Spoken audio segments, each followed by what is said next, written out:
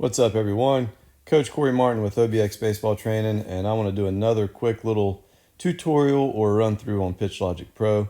I've been using it more and more. It's a fantastic tool, and it's also a very solid upgrade over the original pitchLogic app. So as a coach, let's just use yesterday as an example. I had 8 high school and college guys out for a day of throwing and bullpens. And once we got our throwing in, we started throwing bullpens. I set pitchLogic Pro up on a tripod, and we just went to work. And it's almost like I forgot it was there unless I needed it. So if you look down here at the bottom, if I don't have any profile selected right here, it says none. It'll just show me all of the pitches. You can organize it by date, which is what I do. So that way I can look at every single pitch that was thrown yesterday, not just by a particular guy. But, you can see up here we got a lefty. I swim down a few, and we got a couple righties. But any pitch that was thrown in that session, regardless of who threw it, I can swim through it. Now, if I want to look at a particular guy, this is where pitch tagging comes into play. So let's say that here's Hank. Let's say that I wanted to look at only Hank's pitches from yesterday. So I'd go down to the bottom, click on where it says none. We're going to find Hank.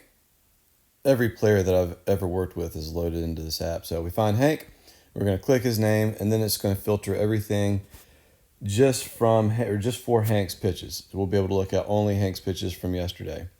And Hank's a guy that started working with me back in the summer. So here's Hank. The ones that have video, looks like I tagged a couple of these wrong, which is actually good. So what I can do here, since I tagged Hank, but it's not Hank, this is the lefty, I can click on it. And I can change this to Jack. So now that's going to get Jack. I got to do a couple more. That's going to get Jack out of Hank's profile.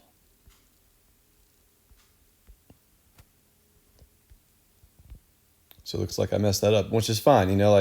It's okay as a coach if I make a mistake and tag the wrong player, because one of the beautiful things of this program is I can go back and change it. I'll get the rest of those later. So here's Hank's pitches from yesterday. So there's a couple curveballs. Here's a couple fastballs. If you look at Hank's fastball velocity yesterday, he was consistent 79 to 82.5. So good velocity from Hank. Lots of 80-plus pitches yesterday. Now, I can go back in time, back to September when we first started throwing. This was before pitchLogic Pro. This was with the original pitchLogic app. And I can still look back and see Hank's velocity on his fastball. There's nothing over. Everything's low 70s. There's nothing even close to 80. So just from a velocity standpoint, I can show Hank, hey, look at how much you've improved. Everything that I've done with a pitchLogic baseball is loaded into pitchLogic Pro, so I can go back in time. So like I said, I could go back and change these tags on Jack. That's no problem.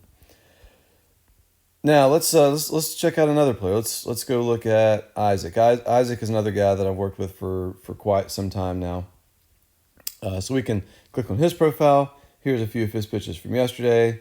There's a fastball at 78. There's a curveball 64. Look at the spin efficiency on his curveball, which we've been working on a spike curve. It's nasty. I'll just play that for you. Thing's got some bite to it.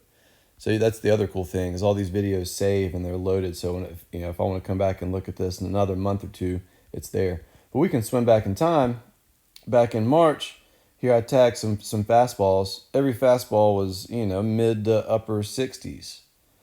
Compared to now, just from a velocity standpoint, I can show Isaac, look at how much you can see as we scroll through here. The velocity start to jump up. Some of these lower pitches here, we're probably just working on spin efficiency or just getting the ball to come out of the hand.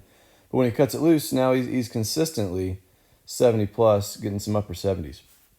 So it's really cool to be able to mess around with pitch tagging.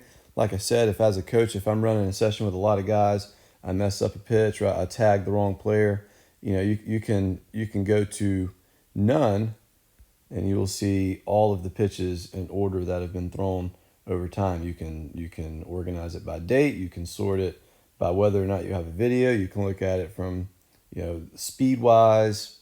You can sort it any way you want.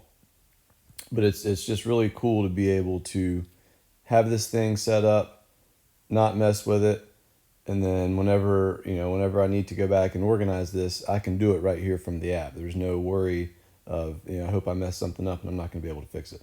So that's just another quick run through pitchLogic Pro.